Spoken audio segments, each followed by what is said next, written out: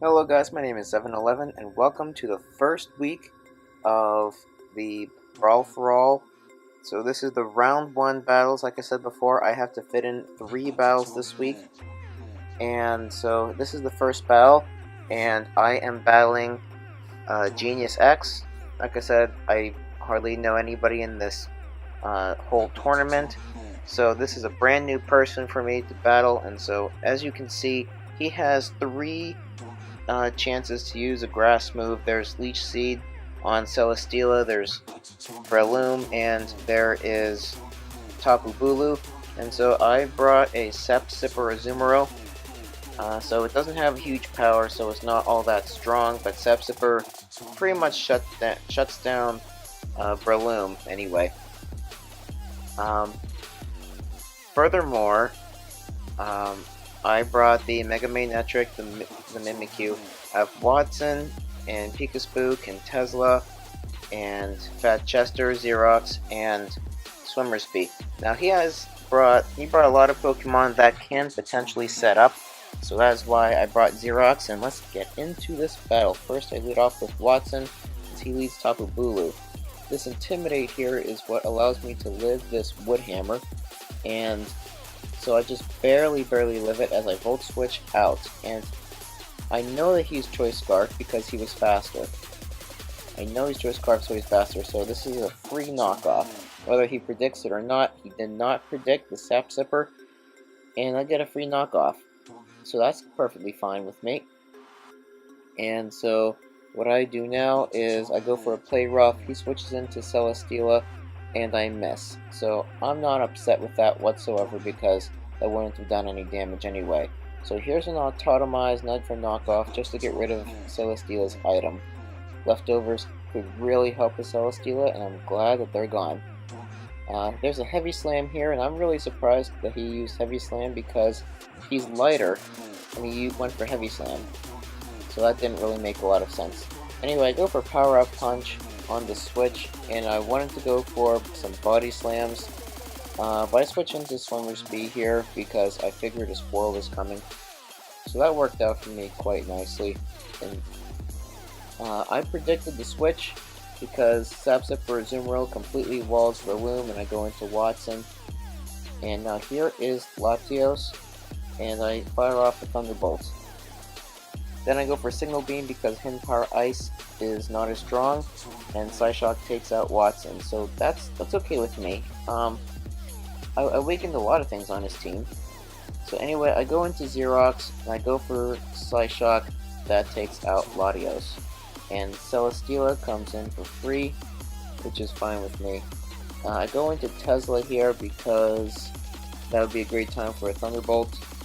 Why he switched in Keldeo, not sure, but there's a Secret Sword, and a Thunderbolt just completely nukes Keldeo. Goodbye, Keldeo.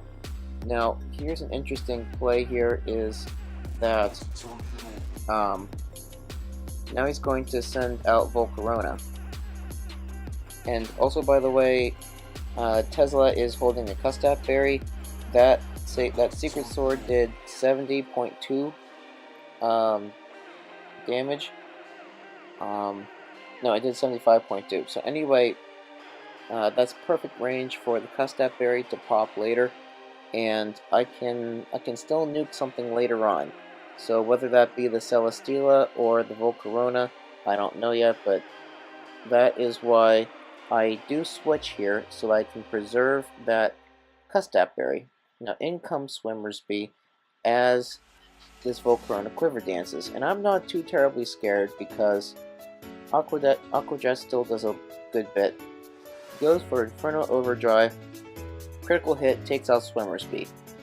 Okay, now I go into Xerox, and let me pause this again. I copied all those stat boosts, and I am faster now because I have a Choice Scarf. So I will outspeed, and a Fire Blast is about a 50-50 roll to kill. And if it does kill the Volcarona, then Fire Blast will destroy the rest of the Pokemon on his team because they're weak to fire. So that was really great planning on my part. Now, will Fire Blast land? Because it is 85% accurate. And will Fire Blast land 4 times in a row? That is the real question. So Xerox has a chance to sweep here. If not, then I'm just gonna have to play around Volcarona and Celesteela. Tapu Bulu isn't all that scary anymore, in my opinion. So here's the Fire Blast. It lands. I get a critical hit. So down goes Volcarona. In comes Breloom. I land another Fire Blast. Breloom goes down. In comes Tapu Bulu. Can I land a third Fire Blast in a row? Yes, I can. Tapu Bulu goes down. Another crit. That didn't matter. And Celesteela's last. Can I land a fourth Fire Blast in a row? Yes, I can. And so Xerox, the Ditto, picks up 5 kills. And Magnezone picks up 1 kill. We're not keeping track of kills in this league, or in this tournament, but that's okay. I am. Xerox has those 5 kills. 4 Fire Blast kills and a Side Shock kill on the Latios. And so, like I said, I have 3 battles to do, and now here's my second battle. If you look at his team, the Shaman is pretty scary, the Marowak is pretty scary. He has the Tapu Fini, and I brought 2 fighting types, so that is going to be pretty difficult. But I did some preparation. I did a lot of preparation for Tapu Fini, actually. So here's Flex, and I go for Earthquake because that would have bopped the Marowak pretty hard. I was packing the Roselli Berry, and then the Poison Jab takes out Tapu Fini, and I have a +1 attack. Air Slash takes out Flex. I forgot it got Air Slash, and I don't really like Shaman very much. So in comes Watson, minus attack, and I do go for the Flamethrower, and then I go for Volt Switch. Now, I'm not too scared of this thing. Swimmer's Bee comes in, and there's a Thunder Punch, and I was packing the Wakan Berry. Here's another Thunder Punch, and I'm still living. Here's a Play Rough. Little Mac goes down. Next in comes Justice. There's an Iron Head, critical hit, and Swimmer's Bee goes down. Now, if you notice, this is now a 4-4 battle. But the interesting thing here, guys, is that I get a kill, then he gets a kill, I get a kill, he gets a kill. So we are pretty much even here. But I am just 1 step ahead of him this whole time so far. So he goes for the Bone Meringue here, which is smart in case the Mimikyu came in. Now I have Z Sandstorm, the Rockium Z with Sandstorm, in order to boost my attack, but I didn't think I needed it here. There's an Earthquake, and Will-O-Wisp really hurts Full Run now at this point. I was pretty darn upset about that, because I just, how should I say this? I just did not prep very well for Alolan Marowak, and now he has a bit of advantage here. There's a Signal Beam, and Bandit's going to take that. There's an Earthquake, and I died to the Sandstorm that I set up, so that's not great. So let me pause that really quick. You already saw what happened, but I copied a -1 attack Crocodile, and then when I transformed, I intimidated it again. So it turns out that Intimidate actually hurt me. Otherwise, it would not have survived that Earthquake. But since it survived that Earthquake, unfortunately for me, the Crocodile survived, and I'm going to lose my Choice Scarf now with a knockoff. That was a really big part of the game that really hurt me. So there's a superpower. I lose the Speed Tile. Just another poke in the eye. I go for my own knockoff in case he switches. And so Shaman is here and takes me out. Here's Pika-Spook now. There's another Earth Power, and that pops a decoy. I do have the Leech Life for this Shaman, and he's going to keep doing that. I keep getting health back with Leech Life. Finally, he goes for Z Tectonic Rage, and I live. I live the critical hit, but in the long run, it didn't matter because he still has Iron Head for Pika Spook. And I do lose this battle 1-0. So like I said before, I was winning just barely, one step ahead of him, and then I misjudged the bulk of an Alolan Marowak, and it just went downhill from there. And then also, whenever the Ditto copied and intimidated Crocodile, that was not the best play I could have made, unfortunately. So that is essentially Game 2. Now Game 3, if you look at Mega Venusaur, Mega Venusaur is really scary. Mega Venusaur can almost solo my team if it really wanted to. Even if I brought a Sapsip or a Azumarill, it still gets Sludge Bomb. So that's really not good for my team. So I did bring huge power, and I brought Z Bounce, the Flying Z Bounce with the Azumarill. I brought Buzzwole again, Flex, I brought Watson, like I said, I brought Swimmer's Bee, I brought Pika Spook, I brought Fat Chester, and Xerox. And he could set up like Calm Minds with a Vaporeon, he could set up Dragon Dances with what is that thing? A Komodo.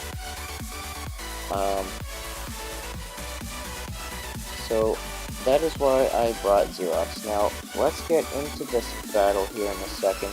I do lead with Flex because even though I did bring the Flying Z, my best plan of action here was actually to substitute and hope that he goes for Leech Seed. So I go for Substitute, and he does Leech Seed. So I have a free substitute here. Now this is a really good set for Flex. I go for the Bulk Up and another substitute. So I'm losing some health here. Now at +1 attack, I decided to go straight for the Leech Life, and I got some health back. Now this Sludge Bomb is going to pop the Salac Berry, and that Salac Berry is going to make me faster than Alakazam. So I'm in a pretty good situation, pretty good position right here. Now Leech Life, I get some more health back, and this Sludge Bomb is going to take me pretty darn low, unfortunately. Mega Venusaur is going to go down to that last Leech Life. I get an attack boost. Now here is a predicament. He brings in the Mamoswine here, and Mamoswine with an Ice Shard is just enough to pick me off. I'm at 10% health, and this is a +1 defense Flex, and Ice Shard does 9 to 12%, and I'm at 10%. So that was really unfortunate for me. However, the biggest threat on his team, in my opinion, is gone. And so I was extremely enthusiastic about that. The Flex had Substitutes, Leech Life, Bulk Up, and Earthquake. That was a really good strategy that I came up with. So, like I said, this Mamoswine is in range. I am in range to die to an Ice Shard, most likely. And if this was Choice Banded, then definitely it would kill. It would kill me with an Ice Shard. So what I decided to do instead is I switch in Fat Chester because of Thick Fat, and that Ice Shard does pretty much nothing. On the switch, I go for Power Up Punch again, and that Komodo is just there. There's a Brick Break. I was carrying the Chople Berry, and I get a Body Slam Paralysis, which is really not good for Judson. And I won the battle because he forfeited. So whenever a forfeit occurs during the battle, I still had all 6 of my Pokemon, and it's as if he ran from the battle. That's essentially what happens whenever someone forfeits. Is he essentially runs from the battle, and I I still had all 6 of my Pokemon, so that's a 6-0 victory for me. If you look back at my other battles, I had a 4-0 win against Genius X, I had a 1-0 loss against Darth Vader, and I had a 6-0 victory against Jutton. So, yep, those 3. Combined with those, I am 2 wins, 1 loss at a +9 differential, which is amazing, absolutely amazing. And that means that I do survive the first round of this tournament. And I have this guy here. Here's the tournament here. As you can see, I am right there, the Pittsburgh Thunderbolts, and my next opponent is Nappy. There's David, a buddy of mine. Do I know anybody else? There's Toronto Maple Leafs. That's Sean, who I played in the Pokemon Battle Association Season 5 just a little bit ago. So that's pretty cool. Johnny GB's the Oregon Ducklets there. But yeah, I have to prep for Nappy now, and that's pretty cool. And like I said, I really don't know anybody else in here. But that's great that I got to move on, and so I do think that I have the team that could potentially take me to the finals. So thank you guys so much for watching. If you enjoyed, then like this video, comment on this video, share it with your friends, and click subscribe if you haven't already. And on that note, guys, I will see you all later. Peace.